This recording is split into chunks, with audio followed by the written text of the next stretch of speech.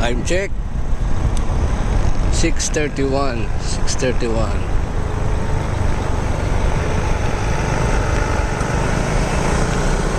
Dito lang tayo. Namiss ko lang kasi Namiss ko lang mag-Vespa, no?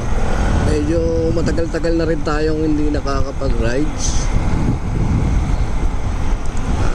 I think yung huling rides natin ay yung nagpunta pa tayo sa Pampanga. After nun, hindi na natin nagagamit itong bike natin, no? Lagi lang natin ini-start. Doon lang sa loob ng bahay natin siya ini-start, no?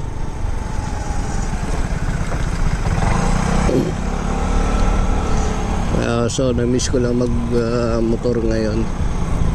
Kaya ito ginagamit-gamit din natin. Baka magtampo na eh. So yun nga, no? Huli natin siya nagamit nung nag-biryani ride pa. Madalas natin ginagamit yung isang bike natin, no? Yung Honda Click. Ayun, kapag umaalis kami ni CIC, yun ang kadalasan namin ginagamit. Kaya malaking bagay, no? Malaking tulong talaga yung motor namin na yun, yung isa. Kaya ayoko rin siya pakawalan. Dahil talagang malaki na itutulong niya sa amin, no? Why your headlight is open, man?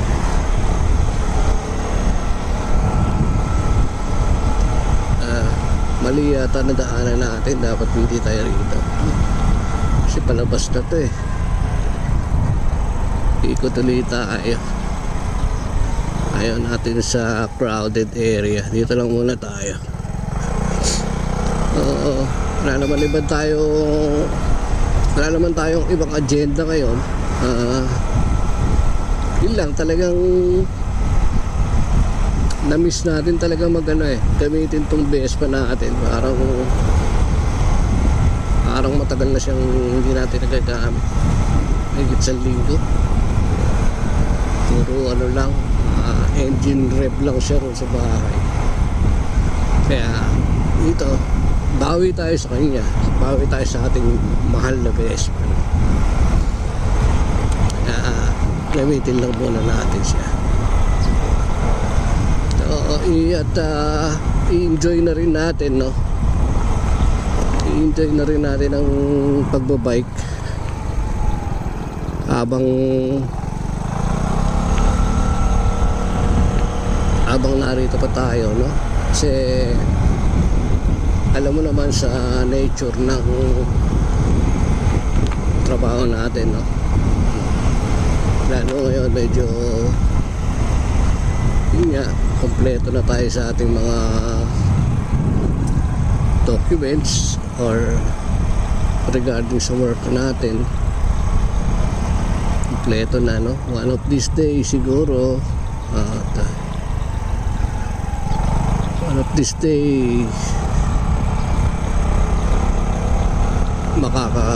tayo, no? Makakasibat tayo. Malapit na rin tayo bumalik sa work, no? Kaya sulitin na natin habang okay pa. Asa na ba tayo? Quirino, Calao. Pwede pa rito. Subukan lang natin. Hanap lang tayo ng pagkakapihan.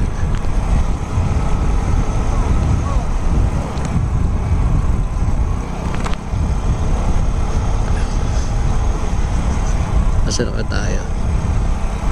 Balik na lang tayo, no?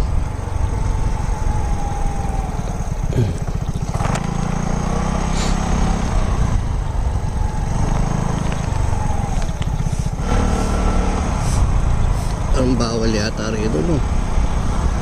Bawal ba? Sige lang. Nagtitinilan tayo eh.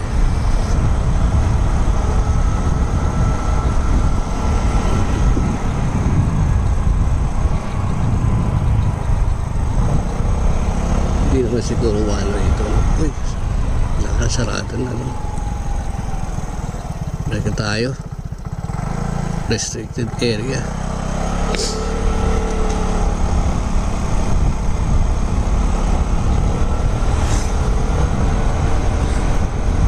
Makabalik tayo sa ating pinanggalingan.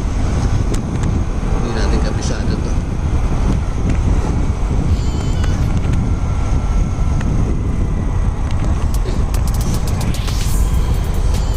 Diretso lang.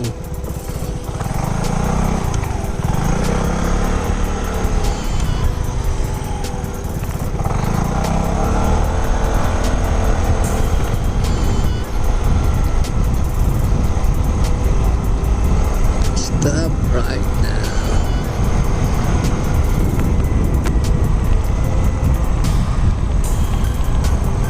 Saan ba tayo? Ikot-ikot lang tayo rito sa ating UP. Sa UP kung saan nag-aaral ang ating mga scholar ng bayan. Ba tayo? Diretso ba? Diretso ba tayo? Parang ligaw na yata tayo. Naligaw na tayo, no? Parang doon tayo sa kabila.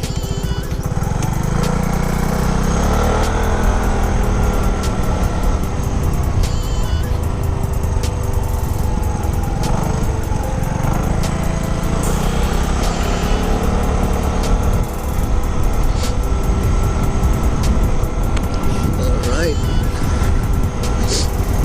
Sarap talaga gamitin ang Vespa.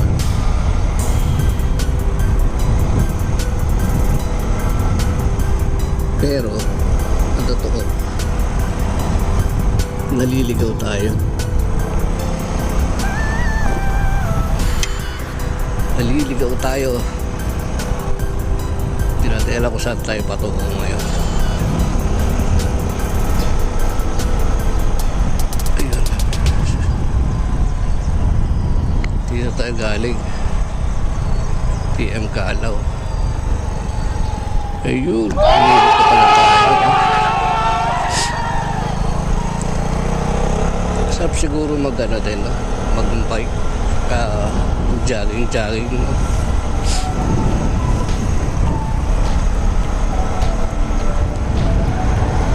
Natin alam kung tama ba itong ginagawa natin, no? Hindi kaya one way ito.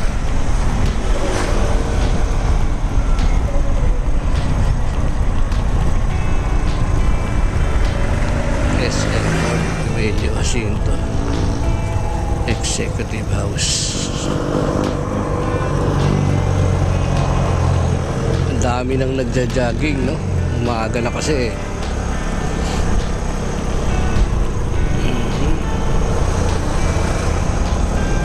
Entry point. Pabalik tayo uli kay ano. Pabalik na uli tayo pala to. What I do now is to, wow, ayun, e-bike.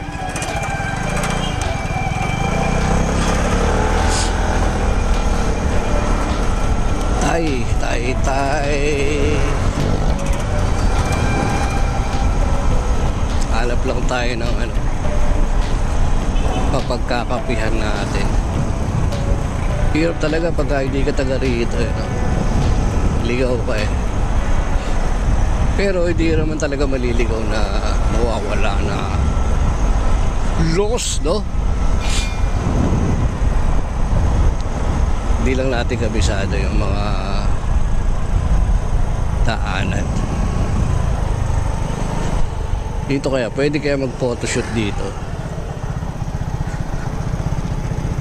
siguro, no?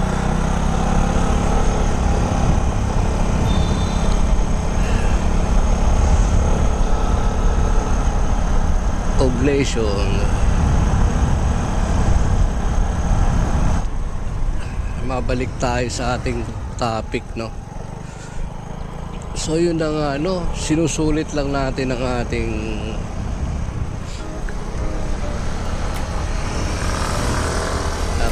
pag-stay dahil malapit na rin tayo bumalik sa ating work. Most of the time trabaho talaga ang ano natin doon, pupuntahan. So malamang pagka naroon na tayo, siyempre more on na naman ang gagawin natin. More on ship related, no? Work related ang ating mga video gagawin to.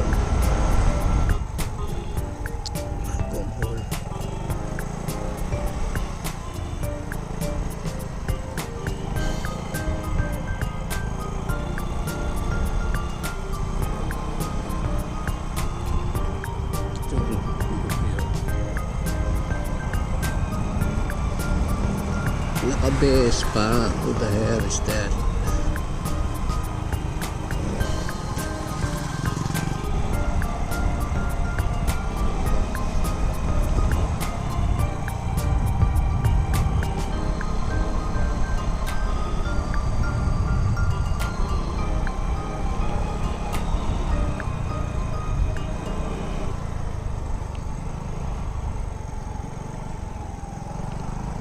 Ikot-ikot lang.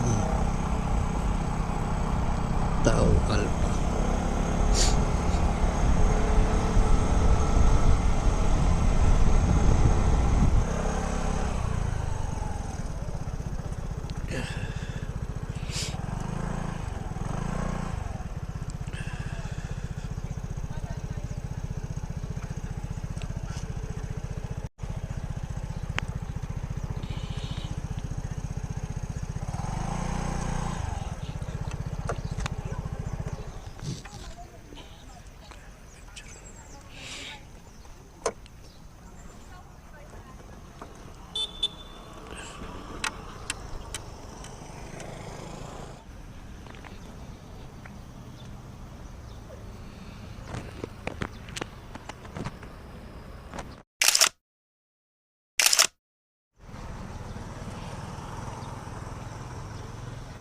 One eternity later.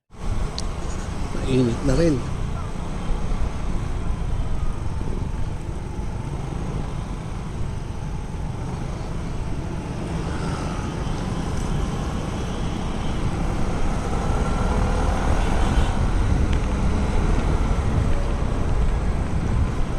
Mag-scenic ano na lang tayo, scenic vlog, ano, ganda, oh. Gusto ko yung ganitong ano eh, scenic, yung papaligiran ka ng mga puno, parang kang lilim-liman, no? Ang ganda tingnan. Yung ano maganda rin eh, yung pagka pumunta ka sa Quezon Avenue, yung mahaba ron, kabilaan may mga puno dun eh.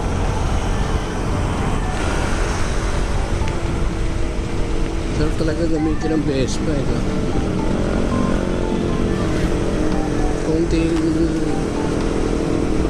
Konting piga mo lang, masyado siyang responsive.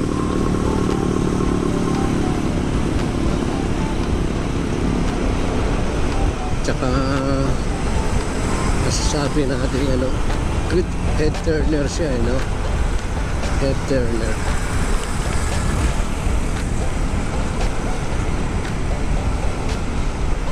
Tsaka aminin natin, no? Aminin natin na talagang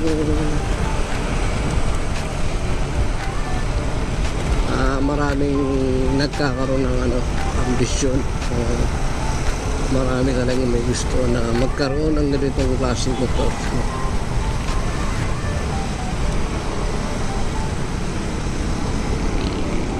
medyo ano nga lang talaga na medyo pricey nga lang. Pero para sa akin, okay na itong motor na to. At kung magkakaroon pa naman ako ng isa pang motor, siguro ano na, yung expressway vehicle na ang gagawin ko, or i-acquire natin. Ito palagay ko hindi ko na bibitawan yung motor na to. Sa dami ng motor na pinanggalingan ko, palagay ko dito na ako mag-i-stay, no? Pwede ko na ito lifetime ko nang gagamitin ito, no? Ito na ang motor para sa akin. Patatandain pa natin ang gusto ito.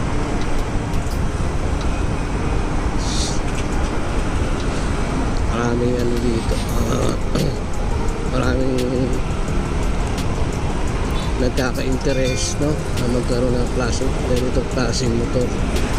Kaya mapalad tayo at nagkaroon tayo ng ganito. Ang disadvantage lang talaga nito, yung parts niya medyo pricey. Medyo pricey lang ang niya, mga parts. Also, mataas siya kumpara sa ordinaryong 150cc na motor.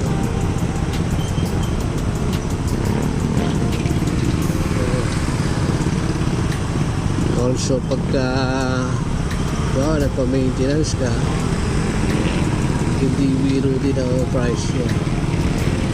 Pero syempre, ginusto mo yan, kailangan talagang pag-ipunan mo, no?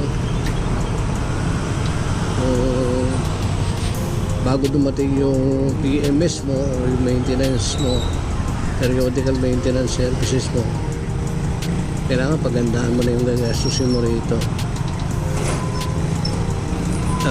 Pero ako ngayon, so far okay na ako dito.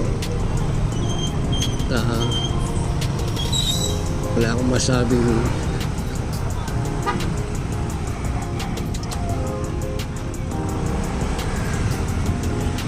masabing ano rito, negative, no?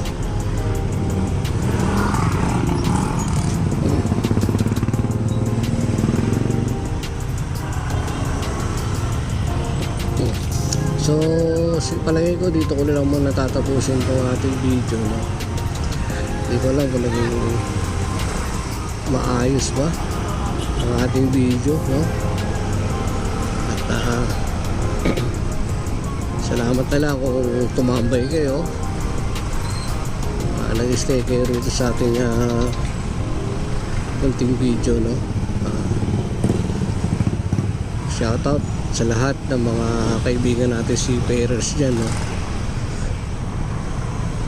Sa mga sumusuporta kung paano, no? Shoutout sa inyo. Ingat lang palagi. Okay, no? Makinista Moto signing off now. Ciao.